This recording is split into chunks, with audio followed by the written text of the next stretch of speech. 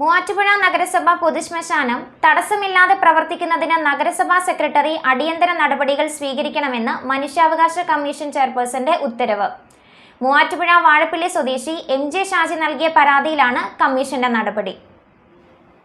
മൂവാറ്റുപുഴ നഗരസഭ പൊതുശ്മശാനം തടസ്സമില്ലാതെ പ്രവർത്തിപ്പിക്കുന്നതിന് നഗരസഭാ സെക്രട്ടറി അടിയന്തര നടപടികൾ സ്വീകരിക്കണമെന്ന് മനുഷ്യാവകാശ കമ്മീഷൻ ചെയർപേഴ്സൺ ജസ്റ്റിസ് അലക്സാണ്ടർ തോമസിന്റെ ഉത്തരവ്. 6 ആഴ്ചയ്ക്കകം ആവശ്യമായ നടപടികൾ സ്വീകരിച്ച് റിപ്പോർട്ട് സമർപ്പിക്കണം.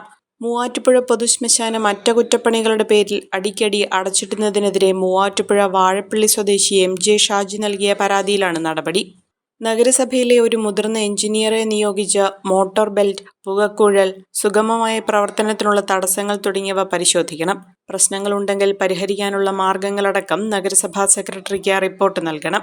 തകരാറുകൾ അടിയന്തരമായി പരിഹരിക്കണമെന്നും കമ്മീഷൻ ഉത്തരവിൽ വ്യക്തമാക്കി. മൂവാറ്റുപുഴ മാറാടി സ്വദേശിയുടെ മൃതദേഹം 3 പ്രാവശ്യം പുറത്തെടുത്ത് സംസ്കരിക്കേണ്ടി വന്നതായും ഷാജി പരാതിയിൽ പറഞ്ഞിരുന്നു. എന്നാൽ യന്ത്രത്തിന് തകരാർ വന്നെങ്കിലും മൃതദേഹം പുറത്തിറക്കുകയോ അനാദരം കാട്ടുകയോ ചെയ്തിട്ടില്ലെന്ന് സെക്രട്ടറി കമ്മീഷന് മറുപടി നൽകി.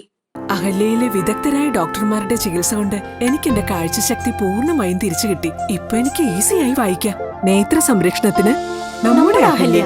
അഹല്യ ഫൗണ്ടേഷൻ ഐ ഹോസ്പിറ്റൽ, കേരളത്തിൽ എല്ലായിടത്തും.